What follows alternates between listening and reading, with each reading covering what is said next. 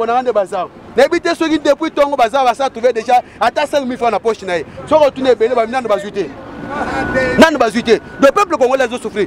Président Félix, ne faites pas la confusion avec la politique et la religion.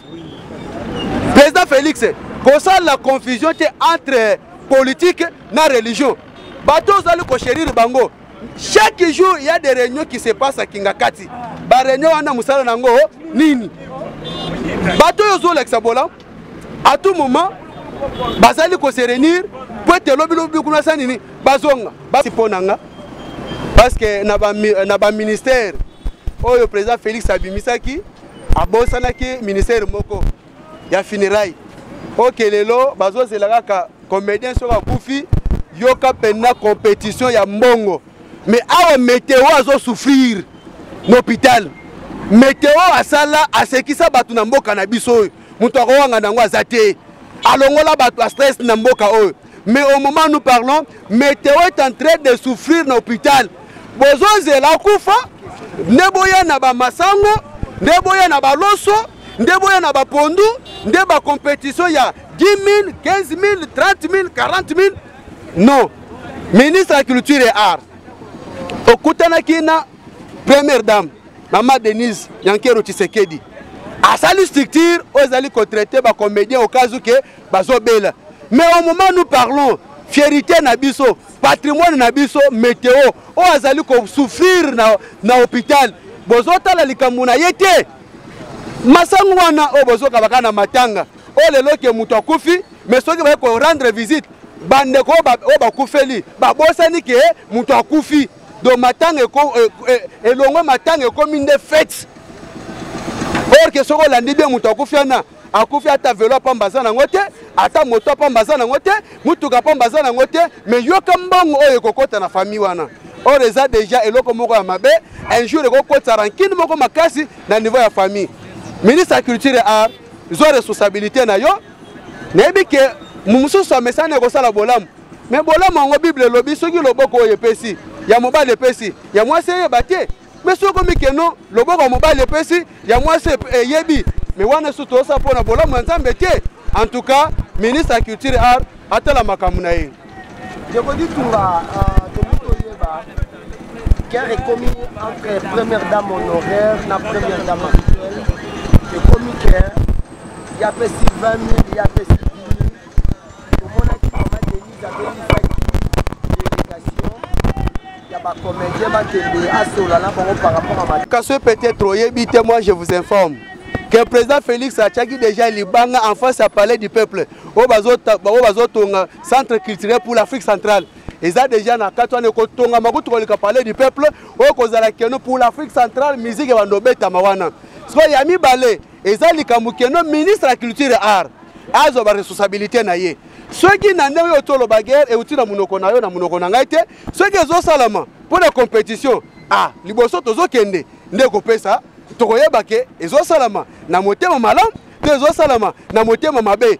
Wana nde côté toko kende ndeko yebisa biso esika wapi toko vandela to esika wapi to kitela parce que première dame honoraire na actuelle première dame bango tout baza quand même qu'on mérite respect mais na bazo sala ceux qui est pour intérêt peuple congolais conscience na bango nde toko yeba place nini toko soka na bazo sala ba journaliste ya télévision baza ya kosilika balobi lor ba kufaka ba mona assistance ya ba autorité ke mais ceux qui artistes ba kufi ba assistance ya ba autorité ça par exemple ndeko na biso Eveline Kamo Lopez oyo akufaki en tout cas panda kuna mutuno tuni na biso lo moko métier bozo sala eza pona parti politique té d'abord presse aza neutre presse aza libre ya kosala musala na ye na liberté nyoso si on a question yo tuni na ningi ke olandanga très bien na question tuni je sais très bien que les journalistes sont dans structure bien organisée.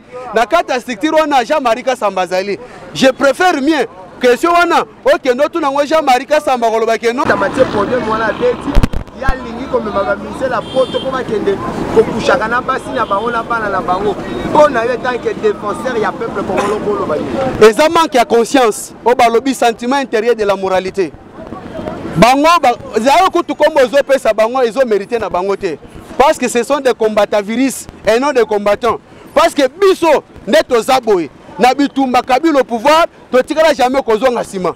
Tokimba bagaz lacrymogène te, tokimba lisasi te, tokimba ba interpellation te. Ceux qui ngana la kiso défaut na tika ngona nzoto na ngai, likolo ko sala marche pona koloba na Kabila que non ko briguer troisième mandat te. Okondima te mwana mboka. Et puis de cette occasion, nazo ko profiter parce que lobby autour le 25, ezaki deuxième année uta Orosi Mukendi atika biso, Orosi Mukendi azali martyr de la démocratie te.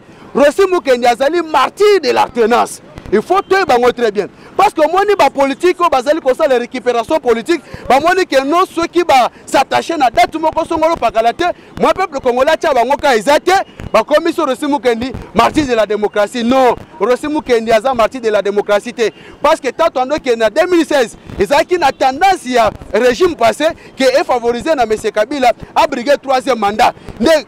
Peuple congolais télémaki ensemble na celui-ci kolobakeno mais c'est Kabila ko briguer troisième mandat te ne aki ko kutana na liwa na kati kuna Thérèse Pazali Thérèse Kapanga Lazali donc bazali belé ba martyr de l'alternance et non martyr de la démocratie oya lobi que no bazo boîte est et ça par rapport à combat lit na bango ya vérité des urnes ba moni ba mati ba kite simite mpeke beti bango ba s'attacher na makamu ya guerre est de tongera est banda est-ce que bazana preuve o fali a financer ka ba guerre wana pour ba continuer ba congolais et ça fali kutu azwa courage ya ko beta concert na Goma ko sala badon yebo ketu wa zelo uniforme ka o ye azali asa kenda mkolonini parce que tile lo bikazaka président mbanda ka libongo Mboketwana azaka président ba porteur ya mbandaka na libongo tile lo bazela kai de quoi tika koli na mbandaka libongo bazozela akende kozongo tile lo boketu na mbandaka na libongo bazela kayo koli oyo tika tile lo zonga Kinshasa oke na mbandaka o récupérer koli no wana boketu ayemba nzembo oke na lingina lo bamena ko banga mais biso to banga te lelo Kabila na pouvoir te yaza libanda alors ceux qui amoni que non ceux qui ont un moyen de koka ceux qui bébé meto basani pour se rappeler basani n'engazana à se rappeler basani na poto très bien nous connaissons toute son histoire na makamwa saruna yango te bise no ceux qui a continué na pour la IDPS ba ke to motakaliser parce que biso ko lakise benda qui est boketu parce que malamu ça ba bêtise na batu muzuzu et non ba combattre IDPS parce que nous avons tous l'histoire ya mboka Congo na biso Django na mutu na yo reste kazadi combattant makasa zawana concert wana ko betama kutu tozo senga bazo atami bale misatu manda basaki na concert Moïse Mbi pour faire be concert de musique banda déjà à travers Moïse Mbi pour Moïse Mbi abete déjà libanda balinga ki baya bacha mobulu Moïse Mbi abanda concert na ye tina nenga sanini asilisa yango vous comprendre alors le corps va en profiter pour organiser ba concert na sima ba musicien musique ezozonga na poto bawera bakobanda ko kende bajibe bakokende ba faire tout basa la fierté. Bon, merci beaucoup na question tuni ngana za magistrat pour un dossier ya Eliana Moïse Mbi était ça c'est un Dédé est-ce que faut là après 10 ans OK funda que non ba viola kyo deux fois après 15 ans OK funda qui va viola kyo de 3 et rwando que zo ba mèche ba pantalon ba téléphone i6 tout consort ba bien biso to yeba kiango na poser question soki ezalaki mwana mobali soki ezalaki mwana mobali que non après avoir kosala nyonso tout et pas mwana mwasi a su décision ya koboya ye mwana mobali pas su courage devant la justice apporter plainte que non mwasi oyo alinga boya ngai justice côté la ngai public ngelo banini tika ye basi base belé mais pourquoi pas ceux qui moi na batolobi ke na boy na ngai ndabi base belé parce que base belé et comme un problème na mibali ceux qui peut-être yazala qui pauvre et ngazala ndengwana ne faut pas nuire la dignité de la personne. C'est un serviteur de Dieu n'a pas côté na carte pour nous critiquer parce qu'un vrai chrétien et d'ailleurs nous avons profité de cette occasion à Rotanga Combo Onésime ndeko Onésime obo babengaka 3 points tu n'es pas saint non aux sainteté parce que comment ça fait-il lorsque ton frère tombe et ont personne n'a eu courage ya ko banda ko sala ngo publicité ya ko banda ko tant ozo sa publicité na ozo mona te que no ozo glorifier Satan na place glorifier Nzambe parce que Bible lobby lorsque un pécheur se répand faites mouné nezo sala moi na lola mais ndeko na yo Satan zo bunisa bino du jour au jour on ezimo na bengana batu na église na ye avant un jour azoteya alors que non qui nani yango aza moto ya renaissance awa batombola misapi abengana bango na église est-ce que bien côté nous connaissons l'histoire de tout et chacun. Onésime Ndeko commissaire la Monsanto parce que Bible yango moko pe ezo reconnaître qu'il y a qu'un seul saint Nzambe ndengo zana oza mutu osumuka pe na makanisi osumuka pe na lobeli na yo osumuka pe na tamboli na yo osumuka pe tant que humain alors ne faut pas te faire saint que kandapam. Oui, mutu no tune ezali malamu. Il faut comprendre le komoko. Comment kolinga mbongo circuler aussi longtemps que non ezana bato bazo yibaka bambongo. Ezana bato bazo détournaka bambongo. Tozomona ba image ko circuler. Wapi ba mal na ba mal à dollar. Na ba kombo ya batu. Yango tolingi que non état de droit au biso to prona qui dans l'opposition que le lot actuel président vient de l'opposition assumer responsabilité nae. Parce que coalition où il y a FCC cash, ngana mona ngweza lokola baba na avec bazota la télévision, ce courant kei na ko informer moninga. Comment dire que non, et ça pena vraiment pas si. Et pour y bien depuis Canada, taba annonça déjà coalition na linga kangote. Pour na mitunaka, et ça coalition intérêt ya peuple ou bien et ça coalition il y a les personnes d'abord. Parce que les lois ils ont na classe moko bazali ko se retrouver, tala ba mariage yo bazo sala. Entre bango na bango, bazobi na balati bilamba cher, ba dépenser cher, mais tant la pauvre congolais, tant la bande konangande bazao. N'habite ceux qui depuis tongo bazao ça trouver déjà à 5 000 francs na poche naï. So retourner belé ba minando bazuité. Nan bazuité. Le peuple congolais a souffert. Président Félix, ne faites pas la confusion avec la politique et la religion. Président Félix, comme ça la confusion est